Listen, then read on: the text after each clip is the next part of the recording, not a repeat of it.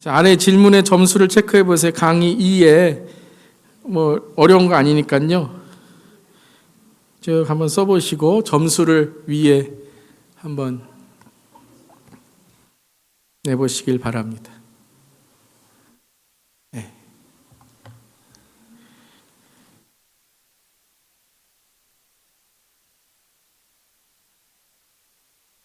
질문의 내용 이해하기가 힘드세요? 네.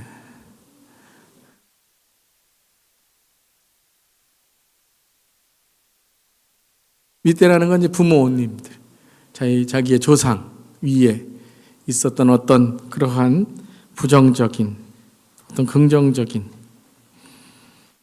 영향이 있는지 드러낸다는 거죠.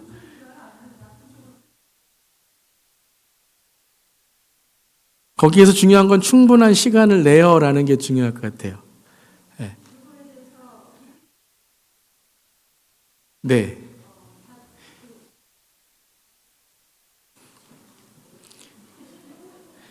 잘 처리한다는 게 맞을 것 같아요. 네. 누구에게 화를 낸다는 건 아니겠죠.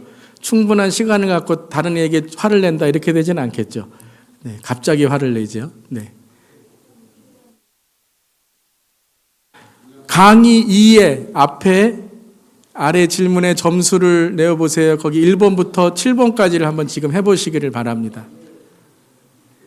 그거 질문하신 거죠, 집사님? 강의 2 가지고 계세요? 강의 2.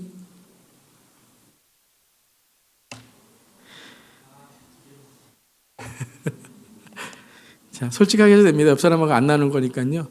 예, 부부가 이렇게 상의하셔서 안 하셔도 되고요. 네.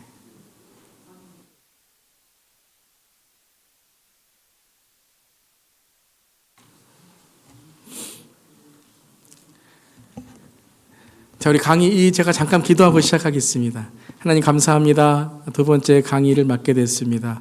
우리가 영적으로도 건강한 리더가 되어야 되겠지만 그 영적인 우리의 삶을 연결하는 정서적인 혼적인 부분도 우리가 건강해야 될 줄 믿습니다. 하나님 이 시간에 우리가 항상 리더로서 정서적으로 건강한 리더가 되기를 원합니다. 이 시간에 깨달음을 주시고 또한 배움을 주시고 나눔을 주셔서 또 우리 서로를 또 격려하고 하나님의 뜻을 깨닫는 시간 되게 하여 주시옵소서. 예수님의 이름으로 기도드립니다. 아멘. 자, 1번부터 우리 7번까지 보셨는데요. 그러니까 다 합치면은 35점이 될 겁니다. 그래서 이것이 제가 한번 질문을 읽어보면요. 충분한 시간을 내어 분노와 두려움, 슬픔 등의 감정을 표출하고 다스린다라는 것은 이제 우리가 어떠한 이 분노와 이런 것들을 그러니까 여기에서 중요한 거는 다스린다. 내가 조절할 수 있다. 그다음에 내가 충분한 시간을 갖고 또 생각하고 성찰한다라는 의미이죠.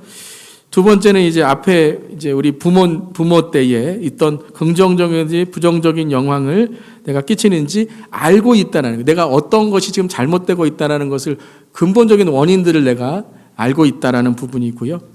그러니까 여기에서는 여러분들 어떤 문제가 있다 이런 것이 아니라 내가 그것을 알고 내가 그것을 조절한다. 좀 심리학적인 부분이 있는 것 같아요.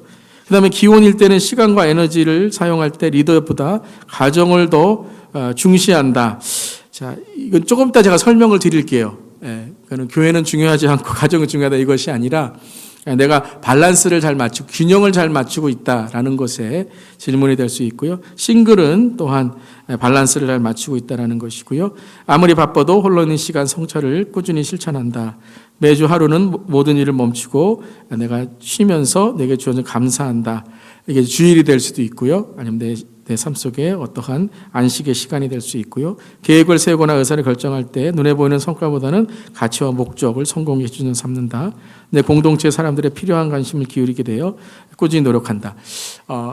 제가 몇 점이라고 손을 안 들더라도 높은 점수면 여러분들이 정서적으로 건강하시다는 거예요. 점수가 낮으면 낮을수록 내가 내 정서적으로 지금 조금 발전할 부분이 있어야 되는구나라고 하는 것이죠. 가장 중요한 건 심리학 제가 박사가 아니고 심리학 전공하지 않았기 때문에 저는 이제 이 책에서 정서적으로 건강한 리더라는 책에서 조금 오늘 이렇게 좀 도움을 받아서 오늘 내용을 하고요. 그다음에 전문가의 오늘 좀 영상을 보면서 가장 중요한 정서적인 표현 중에 하나인 말에 대해서 오늘 함께 좀 나누는 시간을 갖겠습니다. 그래서 여러분들 오늘 한 이 리더십 체크, 정서적 리더십, 정서적으로 건강한 리더인가를 한번 잘 이렇게 다시 한번 댁에 가셔서 하시든가 아니면 오늘 끝나고 하시든가 해보셔서요. 여기서 중요한 건 내가 이것을 인지하고 있다는 게 중요한 것 같아요. 내가 잘못되고 있다, 우리가 다 상처가 있고 또 상처가 있을 때 분노할 수 있고 할 수 있지만 이것을 내가 인지하고 알고 있다. 그러니까 꼭 이건 것 같아요. 병원에 가서 내가 병이 뭔지를 알아야 그것을 내가 고칠 수 있고 약도 처방받을 수 있고 하는 것처럼 심리적인 것, 영적인 것도 동일하겠지만요. 심리적인 부분에 있어서도 내가 부족하거나 내가 조금 발전할 부분들을 내가 인지하고 알고 있다라는 것에 정서적으로 건강한 리더가 될 수 있는 첫걸음이라는 거예요. 내가 왜 그런지도 모르고 나도 왜 이러는지 몰라. 그러면서 어느 순간에는 이렇고 저 때는 저렇고 하게 되면 정서적으로 우리가 무엇인가 지금 안정이 필요하다라는 것이죠. 자, 리더 수련의 오늘 두 번째 강의는 정서적으로 건강한 리더가 영적으로 건강합니다. 제가 빨간 거를 영적으로 해야 되는데 정서적으로 빨간 거를 해놨는데요. 영적으로 건강합니다라는 거예요. 자, 우리가 교회에서 많이 영적이라는 이 영적으로 건강해야 됩니다. 영적으로 기도해야 됩니다. 영적으로 말씀 잘 읽어야 됩니다. 많이 강조를 하는데 이 영적인 부분을 방해하는 것이 무엇인가? 혼적인 부분이고 정서적인 부분이라는 거예요. 내가 요즘에 마음이 왜 이렇지? 라는 그 정서적인 것이 오늘 내 삶에 영향을 주면 신앙생활 또 인간관계, 교회생활 이건 모든 것이 다 흐트러질 수밖에 없는 것이죠. 그래서 오늘은 이제 두 번째 강의는 첫 번째 강의는 좀 우리가 말씀 안에서 영적인 것이고 또 우리 교회의 좀 질서에 대한 부분이었다면 두 번째는 저와 여러분의 개인적인 부분. 저도 많이 배웠습니다. 오늘 준비하는 것뿐만 아니라 우리 교회도 이제 앞으로 좀 리더 우리 수련회 할 때 이 책을 좀 읽고 좀 나누는 시간을 갖도록 할 텐데요. 피터 스카지로라는 목사님이 쓰신 정서적으로 건강한 리더라는 책입니다.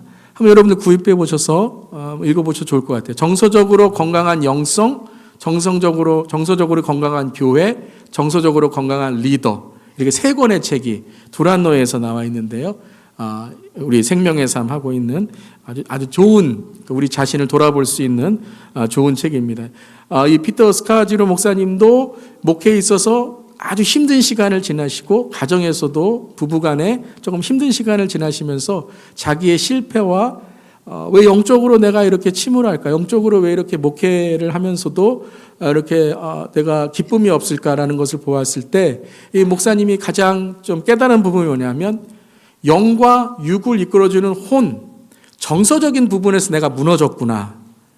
교회에서는 사역도 열심히 하고 목회도 열심히 하고 말씀도 기도도 열심히 읽지만 그것을 내 삶 속에 받아들이는 마음이라든가 혹은 관계에 있어서 지금 건강하지 않구나라는 것을 깨닫게 되었다라는 것이에요. 첫 번째로 우리가 우리의 인간의 구조를 좀 보면 좋을 것 같아요. 제가 이 설교 시간에도 많이 강조를 드렸는데요. 그때는 영적인 부분에 많이 강조를 드렸는데요.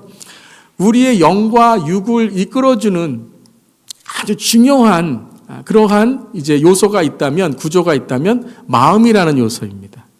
그러니까 이거를 혼적으로 될 수도 있고, 마인드, 생각이라는 생각 될 수 있고, 그러니까 육은 보이는 거잖아요. 우리가 지금 보이는 것, 물론 이 물건이 아니라 보이는 세상, 우리의 몸이라면 보이지 않는 것 중에 가장 첫 번째가 뭐냐 하면 우리의 마음이라는 거죠. 여러분, 예수님 우리 어디에 계시죠? 마음에 계십니다. 이렇게 말할 때에 그 마음이라는 것은 그렇다면 심장에 계시는가?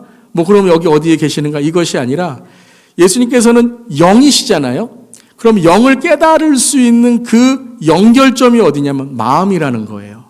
그 마음으로 우리가 영을 깨닫고 마음으로 우리가 하나님은 영이시니 우리가 예배드리는 마음이 마음으로부터 시작한다는 거예요. 그 부분에 대해서는 좀 나중에 또 이렇게 자세하게 설명드릴 수 있겠지만 오늘 이제 강조드리는 것은 무엇이냐면 우리가 영적으로 깨어있고 영적으로 건강한 사람이 되기 위해서는 그냥 우리의 육이 말씀만 읽고 기도만 하고 교회에서 막 그냥 뼈 빠지게 일만 하고 이런다고 영이 되는 게 아니라는 거예요.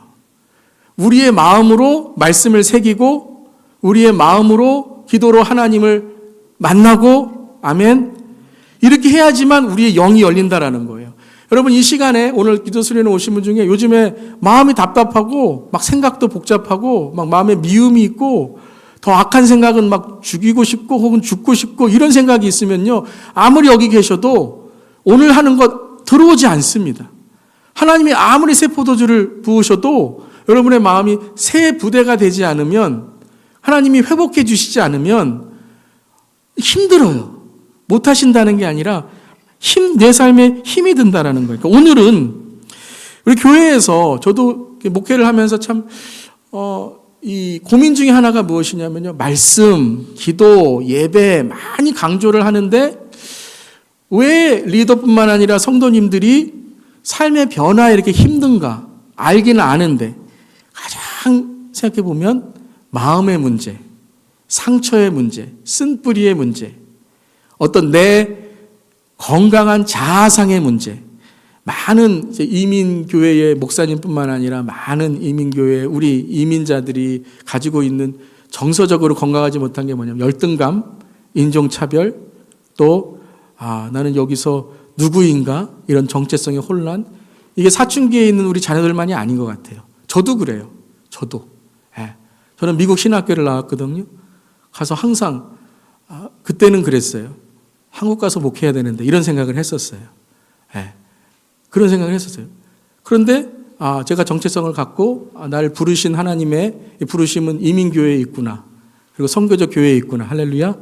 그러니까 제가 이제 목적을 가치를 이제 갖게 된 거죠. 어디에 있는 게 중요한 게 아니라 이 일이 중요한 게 아니라 하나님은 사람을 사용하시는구나. 내가 무엇을 하나님께 헌신하는 게 중요하다라는 거죠. 제가 좀 길게 했지만 정서적으로 건강하셔야지만 영적으로도 건강하실 수 있다라는 거예요.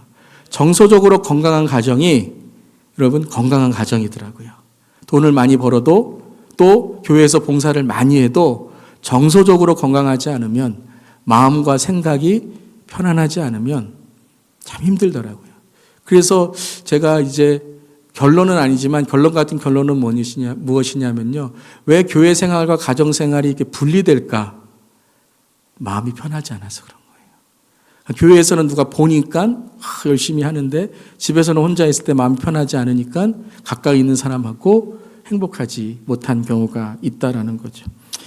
영적인 부분은 많이 강조하는 목사이지만 오늘 좀 정서적으로 좀 함께 나눌 수 있기를 바랍니다. 그리고 짧게 제가 이 책에 대해서 함께 나누고 그 다음에 우리 영상을 보는데 가장 정서적으로 표현하는 게 뭐냐면 말이다. 말버릇을 고쳐야 된다라는 것 함께 나누겠습니다. 짧게 제가 나눌게요. 정서적으로 건강하지 못한 리더의 4가지의 특징이 있습니다. 첫 번째는 뭐냐면요. 자기 인식이 낮다라는 거예요. 자기 인식, 자존감, 자신감이 낮다라는 거예요. 근데 뭐는 높아요? 자존심은 높아요. 자존심은 다른 사람이 나를 보는 눈이고요. 자존감과 자신감은 자기 자신을 보는 거예요. 근데 우리 그리스도인들은 뭐가 높아야 될까요? 한번 따라해 보세요. 주신감. 주신감은 뭘까요? 주님이 주신 마음이죠. 자, 그 다음에 사역, 일을 가정이나 하나님보다 더 중시한다라고 되어 있어요. 여러분, 여기에 이제 우리가 있는 거죠. 이 목사님께서 교회 일 열심히 하고, 목회도 24시간 교회에서만 있고 하니까, 가정에 가서는 정서적으로 무너졌다라는 거예요. 왜냐하면 균형을 잡지 못했다. 가정과 교회 다 중요한 것뿐만 아니라 가정이 교회가 돼야 되고 교회가 가정이 돼야 된다. 아멘. 이걸 깨달으신 거예요. 뭐가 중요하다는 게 아니고요. 세 번째, 감당할 수 없을 만큼 일을 많이 한다. 제가 을만큼을 2번 했네요. 감당할 수 없을 만큼 일을 많이 한다. 일을 많이 한다. 그러니까 일로 나를 이제 채우는 거죠. 이건 여러분 그 심리학자나 가정학자들이 말하는 것처럼 일 중독 되신 분들이 여기에 빠집니다. 정서적으로 건강하지 못하면 일로 내가 성공하고 행복했다라고 생각하는 거죠. 그것이 이제 심해지면 술 중독, 마약 중독, 이렇게 내가 내 정서를 주체할 수 없으니까 다른 어떤 걸 통하여 내가 내 만족을 느끼려고 하는 거죠. 4번째, 일과 쉼과의 리듬이 부족하다. 그래서 일주일에 한 번은 꼭 우리 쉼을 갖거나 또 우리가 우리 하나님을 만나는 시간이 필요하다라는 걸 강조합니다. 세 번째는 내 안에 정서적 그림을 알라라는 거예요. 아까 질문 속에 나오는 것 중에 하나가 뭐냐면 나의 정서적 그림자를 알라. 내 과거에 혹은 윗대에 혹은 부모의 이런 그림자를 알 때 해결할 수 있다라는 거죠. 정서적 그림자가 뭐냐면 함께 읽겠습니다.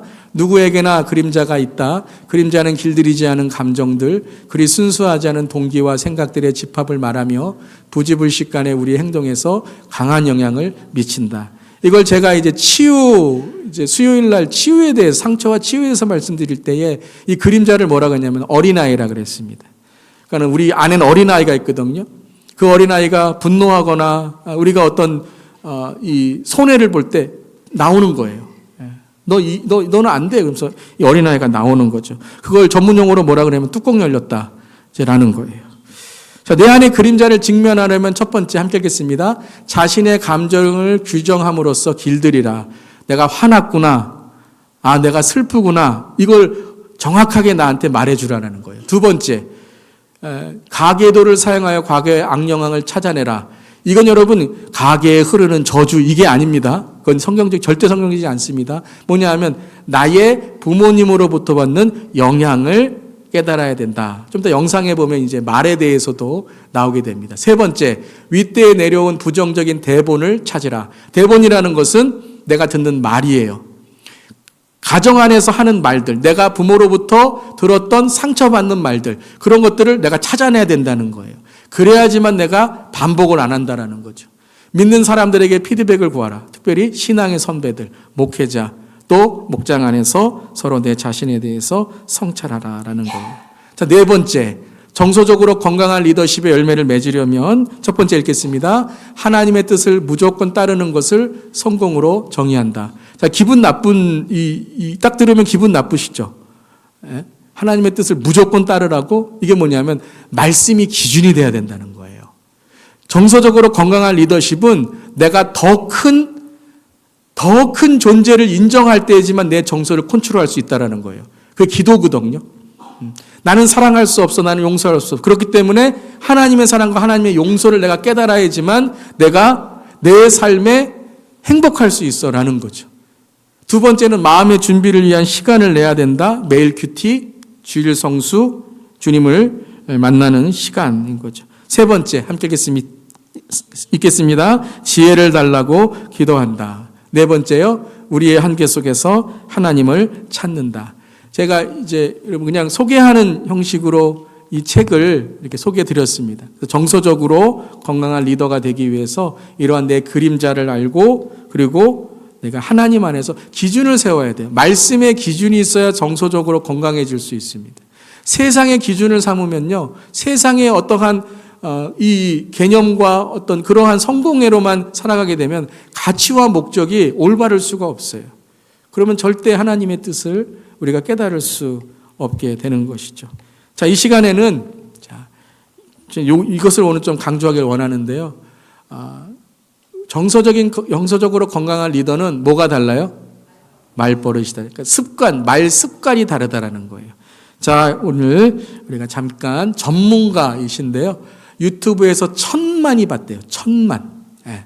1000만이 본 강의 영상인데, 물론 많이 봤다고 좋은 건 아니겠지만요. 행복한 사람과 불만인 사람의 말버릇 강의 영상. 우리 잠깐 앞에 조금 이제 이렇게 여러 가지 내용이 있는데 뒤에 가시면서 여러분 조금 이렇게 적으시면서 나눌 내용들도 좀 생각해 보시면 좋겠습니다. 자, 영상 틀어주시면 감사하겠습니다. 진짜 신기했었던 하나의 사례가 있었어요. 누구도 이 팀장님이랑 일하는 거를 별로 좋아하지 않았어요. 그런데 이분이 이 팀장님을 결혼시켰어요. 제가 그분 때문에 제 석사 논문의 주제를 만들어냈던 거예요. 그게 뭐였냐면 부정성이고 권위적인 상사 밑에서도 자신의 감정을 잘 표현하고 다가갈 줄 알았던 사람들은 뭐가 달랐을까였어요. 근데 그분이 많이 쓰는 말이 있어요. 말하기 관점에서 행복한 사람들은 어떤 공통점이 있을까요? 일단 첫 번째는 방법이 있을 거야 라는 말을 참 잘해요. 우리가 흔히 대화를 잘하는 사람들은 자신이 뭘 원하는지에 대한 자기 욕구를 잘 파악한다고 그러거든요. 이 사람들은 자기 욕구를 절대 포기하지 않아요. 방법은 우리가 포기를 해요. 예를 들어 넷플릭스를 보는 게 내 재미라는 욕구를 충족하는 아주 강력한 방법인데 핸드폰이나 컴퓨터가 고장이 나서 오늘 넷플릭스를 볼 수가 없어요. 그래도 이 사람은 재미라는 욕구를 충족하기 위한 다양한 다른 방법을 탐색하더라는 거예요. 두 번째는 지금 우리가 힘든 시기지만 분명히 여기에도 긍정적인 어떤 의미가 있을 거야. 우리가 이걸 긍정적인 재평가라고 하거든요. 예를 들면 이제 코로나 시기였잖아요. 이 상황에서도 우리가 발견할 수 있는 좋은 점은 있을 거야. 우리 가족들이 더 가까워졌고 많은 시간 대화를 나눌 수 있었고 좋은 점도 있을 거야. 분명히 여기에 의미가 있을 거야. 이 말을 잘했다는 거예요. 세 번째는 뭐냐면 야 지금은 힘들지만 요것만 끝나면 여행이야. 뭐 이런 거예요. 우리가 이걸 긍정적인 재초점이라고 해요. 이건 상사가 갈구는 거예요. 그럼 기분이 나쁘잖아요. 그런데 오늘 끝나고 야구의 치맥이야. 뭐 이걸 생각하는 거예요. 내가 지금 하는 일은 지루하지만 오늘 끝내고 나 소개팅했어. 이 소개팅을 생각하면서 버티는 거예요. 관점을 전환시키는 능력이 아주 뛰어난데 이 사람들이 하는 말은 이만하길 다행이다라는 말을 또 되게 자주 해요. 이만하길 다행이야. 관점을 전환하는 거예요. 예를 들면 코로나 시기여서 우리가 2년 동안 많은 제약은 있었지만 이만하길 다행이야. 우리 가족이 더 심하게 아프지 않고 누군가가 위중하지 않은 이것만 해도 얼마나 다행인지 몰라. 이 사람들이 하는 말들을 가만 들어보면 결국은 자기의 불편한 정서를 편안한 정서로 바꾸려는 전략적인 방식들. 근데 그게 단지 그냥 말로 나오는 뿐이에요. 어떻게든 잘 될 거야. 여기에도 의미가 있을 거야. 다시 한번 보면 이 안에서도 배우는 게 있을 거야. 이런 말들이죠. 이런 말들을 많이 하시는 분들을 보면 감정적인 전략들, 정서를 조절하는 전략이 아주 뛰어났다. 긍정적인 사고, 낙관적인 사고의 훈련이 잘 된 사람이죠, 사실. 타고난 거 아니냐 이렇게 얘기하는데 기질만으로 그게 결정되지는 않아요. 여러분 한번 생각해보면 기질이 굉장히 밝고 명랑하고 긍정적인데 부모가 여기에 어떤 양육 태도가 더해지느냐에 따라서 이건 굉장히 달라질 수 있어요. 엄마 아버지가 부정성이 굉장히 강한 사람인 거예요. 근데 이 아이가 태어나기를 굉장히 낙천적으로 태어났는데 아이가 엄마 무조건 잘 될 거야 뭐 이렇게 얘기하면 넌 그게 문제야. 너 생각이 없는 게 문제야. 생각을 해. 뭐 이런 거. 이렇게 계속 억압되고 억눌리다 보면 자신의 기질이 아무리 긍정적으로 타고났다고 해도 이게 잘 발현되지가 않아요. 그런데 부모님까지도 그래 너 참 좋다. 그래 우리 방법이 있겠지. 온 가족이 다 그렇죠. 낙천적이야. 우리 가족이 그러면. 그런데 제가 진짜 신기했었던 하나의 사례가 있었어요. 한 기업에서 발견됐던 분인데 누구도 이 팀장님이랑 일하는 거를 별로 좋아하지 않았어요. 그런데 이분의 같은 팀이었었던 한 남자분이었는데 이분이 이 팀장님을 변화시켰어요. 제가 그분을 보면서 야 대단하다. 진짜 대단하다. 제가 그분 때문에 제 석사 논문의 주제를 만들어냈었거든요. 그게 뭐였냐면 굉장히 부정성이고 그리고 권위적인 상사 밑에서도 자신의 감정을 잘 표현하고 다가갈 줄 알았던 사람들은 뭐가 달랐을까였어요. 근데 그분이 많이 쓰는 말이 있어요. 무슨 일이세요? 왜 그러세요? 무슨 일 있어요? 우리가 흔히 누군가가 화를 내면 불편한 반응을 보이면 어떻게 처리하냐면 왜 저래 미친 거 아니야 이러면서 그냥 무시하려고 하잖아요. 이분은 그거를 자기한테 받아들이지 않는 거예요. 팀장이 화를 내는데 나 때문인가로 받아들이면서 침묵 행동을 하고 발언 행동이 줄어드는 게 아니라 그 사람한테 가더니 팀장 왜 그래 무슨 일이야 하면서 퀘스천 하나만 갖고 있는 사람 같은 거예요. 호기심만. 그 호기심이 어떻게 올 수 있었을까? 제가 이제 그분하고 면담을 하면서 어떤 어린 시절을 보냈는지 물어봤거든요. 근데 하나의 사례를 얘기해 주시는데 참 웃을 수 있는 사례인데 제가 눈물이 나더라고요. 아 그래요? 어떤? 집이 정말 찢어지게 가난했대요. 쫓겨나게 일부 직장에 있었는데 1,000만 원을 벌어오셨대요. 집이 지금 쫓겨나게 생겼고 학교도 갈 수 없는 지경에 돈 1,000만 원이 그게 그렇게 큰 돈이 아닌 상황이었어요. 근데 그날 일확천금을 얻은 가족들처럼 삼겹살 파티를 하면서 빛이 보인다. 우리 가족이 이제 빛이 보인다. 이제 우리는 뭔가 될 것 같다. 이러면서 삼겹살 파티를 했다는 거예요. 집에서 신문지를 쫙 깔고 삼겹살을 구워 먹으면서 그날 너무 행복했다는 거예요. 우리도 하면 되겠구나. 방법이 있겠구나. 그리고 우리가 오늘 이렇게 행복하구나. 자기가 그때 배운 건 뭔가가 잘 되지 않았더라도 그 이슈를 대하는 부모님의 태도만큼은 자기 몸에 새겨졌다는 거죠. 왜 그 사람이 정말 우리가 소위 지랄 맞은 상사를 대할 때도 위축되지도 않고 그 사람을 비난하지도 않고 물음표 하나로 다가가서 아, 팀장님 무슨 일이에요? 말해봐요. 그러니까 그 팀장님이 처음에는 뭐 이런 놈이 다 있나 하다가 그 친구한테 말하기 시작한 거예요. 그러면서 이 팀장님이 정말 이 사람을 좋아하게 됐어요. 그분 두 분이 제 교육생으로 들어오셨었거든요. 그분은 제가 가끔 지금도 생각합니다. 힘들 때. 부모의 역할이 기질 이상으로 중요한 거거든요. 엄청나게 중요하죠. 저는 정서가 슬픔인 것 같아요. 강의를 끝나고 가면 알 수 없게 항상 슬퍼요. 아동기 시절이 좀 많이 우울했던 것 같아요.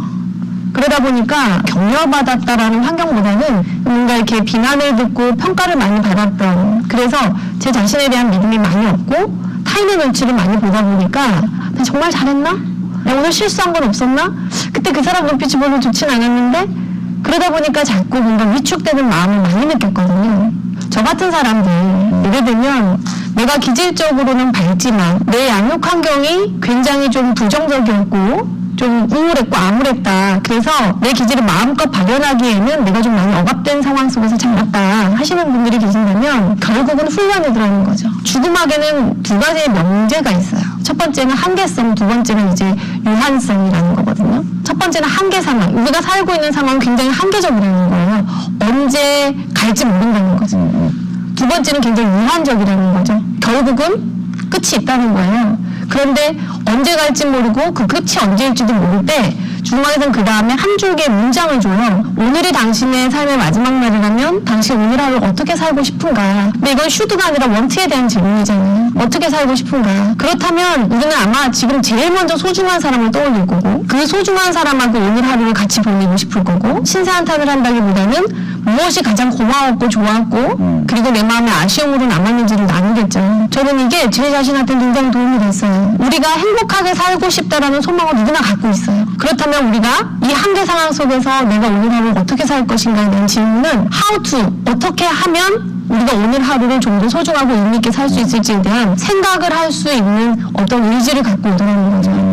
과거의 시점에 내가 지금 현재를 행복하게 살 수 없을 만한 납득 가능한 불행한 이유가 있는 사람들이 있잖아요. 내가 이혼을 했는데 내가 지금 어떻게 행복하겠냐. 내가 지금 직업을 잃어버리고 실직해서 지금 당장 다음 달에 지금 굶어 죽기 일보 직전인데 어떻게 행복하겠냐. 굉장히 사랑했던 사람이 나를 싫다고 하는데 내가 어떻게 지금 행복을 느끼겠냐. 그런데 이제 이 트라우마틱한 사건이나 반응들에는 몇 가지 특징이 있더라는 거예요. 첫 번째가 시간이 지나면 지날수록 우리가 이걸 개인화해요. 고통스러운 이유를 자기 내부에서 찾는 거예요. 내가 그때 그 사람한테 더 잘했더라면 그 사람이 나를 떠나지 않지 않았을까. 내가 그때 조금만 더 회의에 적극적이고 의사를 좀 잘 개진했다면 내가 이렇게 무능하다는 평가를 받지 않을 수 있지 않았을까. 그러니까 행복할 수가 없는 거죠. 내가 불행한 이유가 나 때문이라고 생각하고 있는데 어떻게 행복하겠어. 두 번째는 침투적이에요. 이게 가만히 밥을 먹다가도 갑자기 불현듯 생각나요. 아, 그거 왜 그랬지? 길을 가고 있다가도 그 힘들었던 사건이 막 툭툭 튀어나와요. 이러니까 너무 힘든 거예요, 인생이. 뭐 긍정성은 당연히 날아가 버리는 거예요. 그리고 세 번째가 가장 큰 두려움일 수도 있는데 이게 영속성이 있을 거라고 믿게 된다는 거예요. 계속 그럴 거예요. 내 삶은 앞으로도 이럴 것이다. 내 팔자가 원래 이런가 보다 하면서 이걸 영속적으로 믿으려는 성향이 있더라는 거죠. 이거는 나라서 그런 게 아니라 여러분, 트라우마틱한 반응을 경험하고 있는 사람들의 특징이라는 거예요. 이걸 먼저 알고 그 다음에 그러면 내가 어떻게 내 삶을 좀 더 행복하고 편안하게 구현해낼 수 있는 방법을 찾을 수 있을까. 일단 이걸 털어야죠. 아, 누구나 그렇구나. 이게 나만의 문제가 아니라 트라우마틱한 사건이나 반응을 경험하는 사람들은 이런 특징들이 있구나 라는 걸 일단 우리가 알면 그 다음에는 상담사를 찾아가든 믿을 만한 한 사람에게 내 마음의 고통을 좀 털어놔야 돼. 그냥 좋은 거를 주입한다고 해서 그게 그냥 쏙쏙 들어오는 게 아니라 트라우마가 아주 강한 상황에서는요 모든 좋은 말이 튕겨나가요. 정말 죽고 싶어서 하루 종일 죽는 방법만 연구하는 사람한테 야 뭐든 잘 될 거야 이 말은 그렇죠. 튕겨나가고요. 오히려 더 많은 좌절을 주면서 더 죽고 싶게 만들 수도 있어요. 어떤 좋은 말이 자꾸 튕겨나갈 때는 이런 신호라고 보시면 좋겠어요. 내 마음에 뭔가가 많아서 이게 좀 내보내져야 되는구나. 내가 지금 뭔가를 들어서 연습할 때가 아니라 흘려보내야 될 때구나. 기도도 좋고 상담사를 찾아가도 좋고 가장 친한 친구한테 약속을 해도 좋아요. 야 우리 1시간씩 서로 하소연을 한번 들어주자. 두 번째는 행복한 사람들 옆에 조금은 가벼운 사람 옆에 있는 게 중요해요. 제가 그 예전에 비행공황이 굉장히 심했었어요. 그러니까 비행기를 잘 못하는 거예요. 그런데 이제 그걸 조금씩 치료를 하고 이제 조금 편안한 무렵에 친구하고 싱가포르 여행을 가게 됐어요. 근데 이제 제가 비행기 엔진 소리가 들리고 문이 철컥 닫히니까 공황 증상이 나오기 시작하는 거예요. 심장이 벌렁벌렁 뛰고 식은땀이 흐르고 그 이제 생각이 돌아가는 거죠. 만약에 비행기가 떨어지면 다 죽을지도 몰라? 그럼 이제 우리 아들은 어떻게 되는 거지? 나 여기서 내려야 될 것 같은데? 그게 막 점점 심장은 더 억제해 오는 것 같은 거죠. 근데 제가 그때 옆을 봤어요. 제 친구 마보 유정원 대표를 봤죠. 그 친구가 너무 편안하게 노트북을 하고 있는 거예요. 그래서 제가 물어봤어요. 정은아, 너는 불안하지 않니? 이렇게 물어봤어요. 그러자 정은이가 저를 이렇게 보더니 제 고망을 알아차린 거예요. 그리고 나서 제 손을 가만히 잡아주는 거예요. 그러면서 재현아, 나를 한번 봐봐. 그리고 지금 내 온도를 한번 느껴봐. 그리고 지금 너랑 나랑 같이 있는 여기에만 내 의식을 갖고 와봐. 그런데 정말 순간 너무 편안하게 나를 보고 웃고 있는 그 정문이라는 친구를 보면서 제 마음이 편안해지는 거예요. 바로 이 부분인데 감정은 정리되고 옮겨가고 영향을 주고 영향을 받아요. 그러니까 내가 힘들 때 정말 안정적인 사람과 옆에 있게 된다면 우리의 감정도 충분히 편안해질 수 있더라. 우선은 털어내고 두 번째는 그런 사람들 곁에 나를 갖다 두는 거 이거 굉장히 중요한 훈련입니다. 반대 사람, 모래도막, 불평, 비난 이런 사람들은 어떤 공통점을 갖고 있어요? 업무 현장에서 제가 많이 보거든요. 기업에서 저희가 이제 대화 훈련하거나 갈등 중재를 하다 보면 본인의 행복의 빈도수를 많이 느끼지 못하는 사람들은 그 목표를 설정할 때 자체가 굉장히 경제적인 목표를 많이 세우세요. 고가 B는 피하자 뭐 이런 거예요. 내가 오늘 맞지는 말자. 내가 오늘 차이지는 말자. 욕먹지는 말자. 이런 거예요. 더 잘해보자. 그러니까 A를 한번 받아보자. 우리가 좀 더 즐거운 관계를 맺어보자. 이런 뭔가 향상적인 목표를 세우는 게 아니라 이것만큼은 막자. 위험으로부터 보호하자. 이 경계 목표를 많이 세우더라는 거죠. 제일 가슴이 아픈 건 뭐냐면 우리가 어떤 일을 잘 마무리하면 사실은 그 순간만큼은 성취감과 보람과 재미와 의미와 행복을 느끼는 것이 맞잖아요. 그렇죠.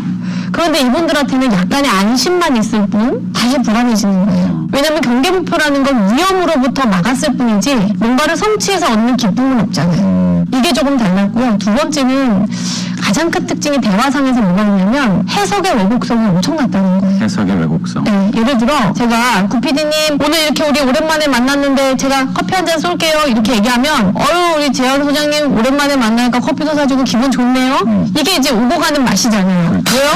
왜 저한테 커피를 사요? 이거 사주고 뭐 하시려고? 뭐 이런 식으로 해석을 하는 거예요. 말을 건네는 사람의 의도대로 파악하려고 하지 못하고 자신의 해석 체계대로 결정 내서 그냥 그걸로 끝내버리는 거예요. 왜곡성이 높으면 공감력은 떨어져요. 그러니까 관계가 더 힘들어지고 그런 사람 옆에는 피곤함을 많이 느끼죠.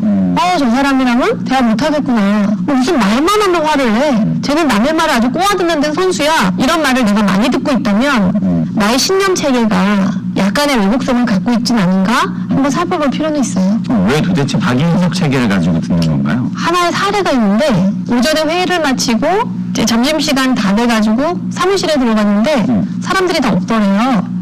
어디 갔지? 다 밥을 먹으러 간 거예요. 이만큼 기분 안 좋다 해서 한번 표현해보면서 어느 정도 안 좋으세요? 이만큼이면 우리가 한번 정상 게이지를 한번 볼게요. 누구나 이만큼은 기분이 좋지 않을 수 있다. 왜? 왜 나만 놓고 간 거야? 라는 생각이 들 테니까. 그런데 이만큼 터져나갈 듯이 괴로운 사람들이 있는 거예요. 그럼 그 차이가 어디에서 왔을까? 현재 사건에서만 불편함을 느끼는 게 아니라 이와 비슷했었던 과거의 사건에서 그 불편함을 갖고 오는 거예요. 그러면 이거 왜 그럴까를 볼 때 과거에 충족되지 않았던 감정들이 해결이 안 된 거예요. 그러면 현재 우리가 관계를 맺을 때에도 꼬아듣거나 왜곡되게 반응되는 강도가 굉장히 커지는 거죠. 그런 신념이 사실 몇 가지가 있어요. 첫 번째는 불신에 관련된 신념들이 있어요. 세상을 아무도 믿을 수 없다. 믿을 놈 없다. 아무도 믿을 수 없다. 그런데 어려서부터 부모님이 이렇게 키운 거야. 야, 너 세상 호락호락하게 보지 마. 아무나 믿지 마. 이 세상 공짜가 없어.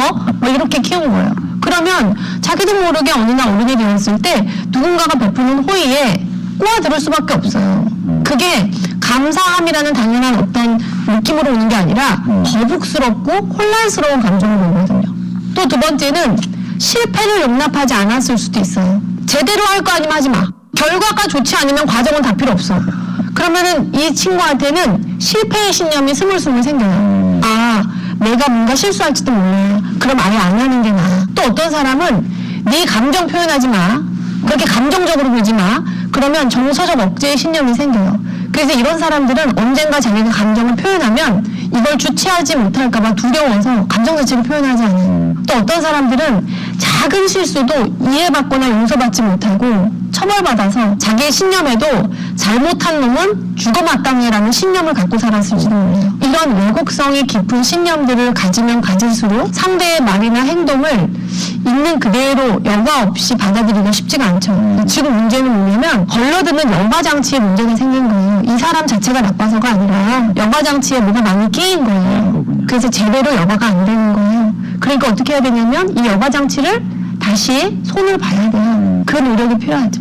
꼬여듣지 않기 위해서는 뭐 어떻게 생각해야 됩니까? 너무 어려운 질문이에요. 그게 얼마나 어려운지 아니까 그 말이 잘 나오지가 않는 거예요. 방법은 되게 쉽죠. 상대의 말을 한번 믿어보세요. 정말 그 사람의 말이 거짓이라는 증거를 한번 찾아보세요. 생각보다 그 사람의 말이 거짓이라는 증거가 별로 없어요. 근데 거기까지 가기가 너무 힘든 거예요. 그 왜곡성이 깊으면 깊을수록. 그래서 결국 대화 치료의 핵심은 딱 한 사람이라도 좋으니까 그 사람하고의 대화를 통해서 신뢰관계를 어떻게 회복할 것인가. 그래서 제가 차라리 돈을 좀 내더라도 좋은 상담사분을 찾아갔으면 좋겠다라고 말하는 게 사실 누군가의 말을 계속 꼬아듣게 되면 가장 괴로운 사람은 본인이에요. 본인이 제일 힘들어요. 그래서 저는 이분들에게 정말 그 사람이 선의의 뜻으로 이거 좀 마셔보세요. 되게 맛있어요. 라고 하는 그 말을 한 번은 믿어봐라. 만약에 못 믿겠으면 나하고의 관계 속에서라도 한번 믿음을 한번 연습해보자. 그러니까 믿음을 회복하는 거, 신뢰를 회복하는 훈련이 제일 중요하고 두 번째는 이제 여기서부터는 약간 스킬적인 부분인데 비폭력 대화를 개발한 마샬 로젠버그 박사님께서 인간의 모든 말은 둘 중에 하나다. 한 섹션은 플레이즈로 듣는 거고 하나 영역은 땡큐로 듣는 거다.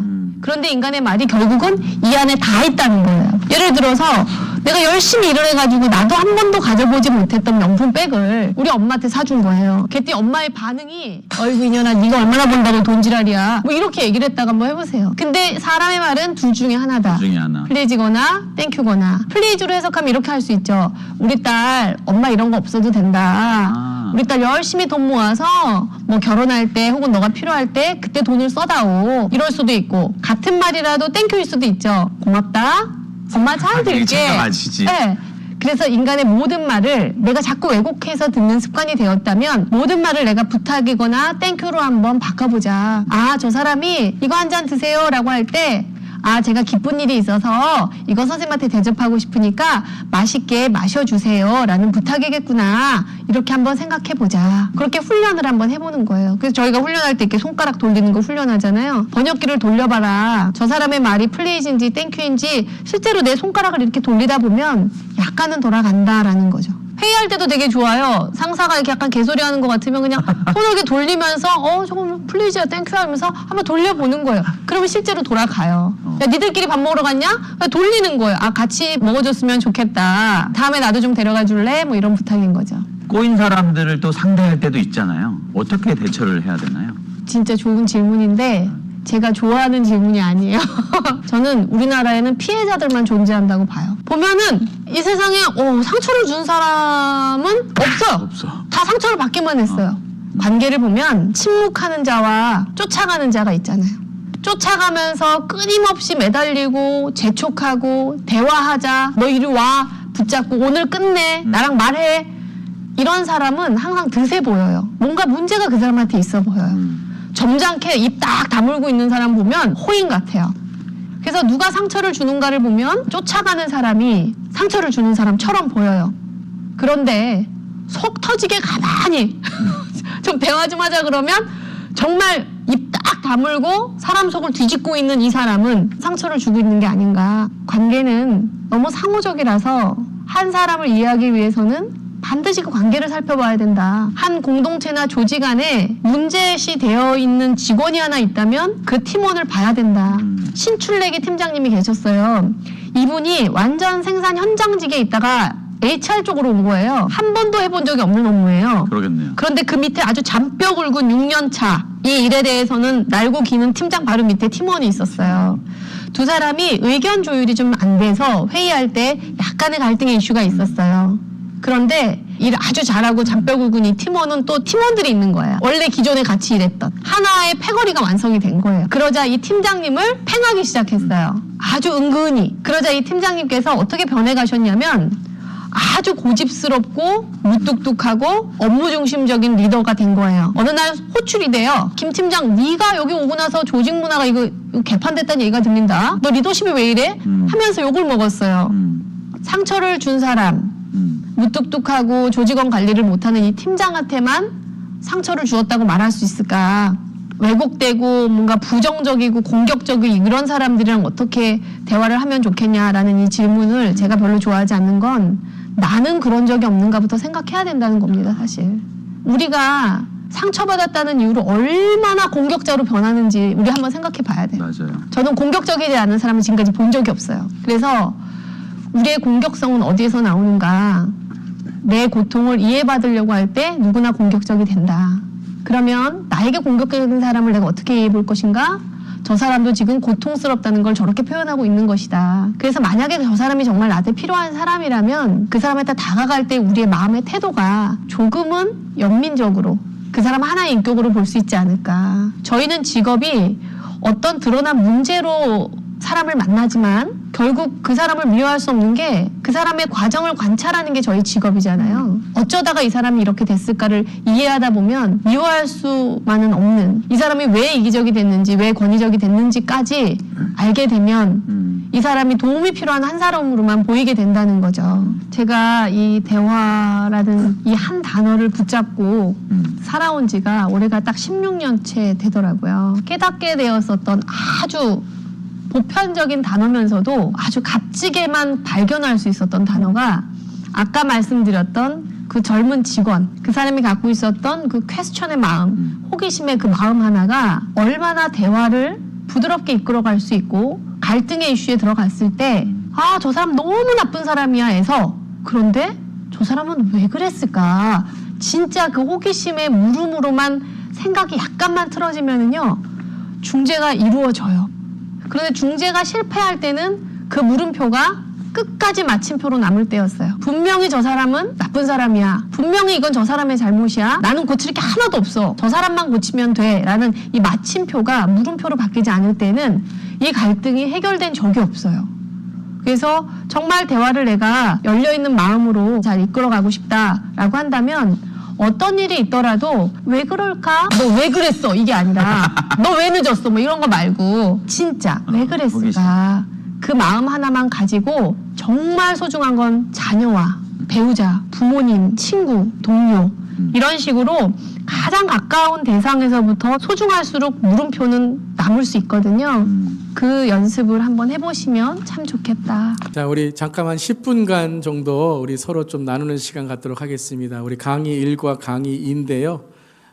우리 이렇게 한 4분 정도, 5분 정도 함께 이렇게 조를 나눠주시고요. 1번은 아까 1번 강의에서, 지금 이 강의에서 정서적으로 건강한 리더에 대해서 우리 배운 점, 또 정서적인 리더로 어떻게 서로 도움을 줄 수 있을까? 여기 나온 내용은 서로 우리가 물음표를 갖고 대화하자라는 것. 그다음에 두 번째는 아까 우리가 강의 1에서 나온 하나님이 기뻐하시는 재직 리더에서 배운 점들 나누시고요. 또 특별히 우리가 서로 세워주는 권위, 힘이 되어줄 수 있도록 어떤 노력을 할 수 있을까?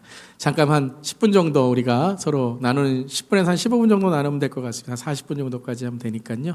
자, 우리 한번 4-5분 이렇게 나누시고 이 두 가지의 제목을 그냥 여러분 솔직하게 자유롭게 나누시면 될 것 같습니다.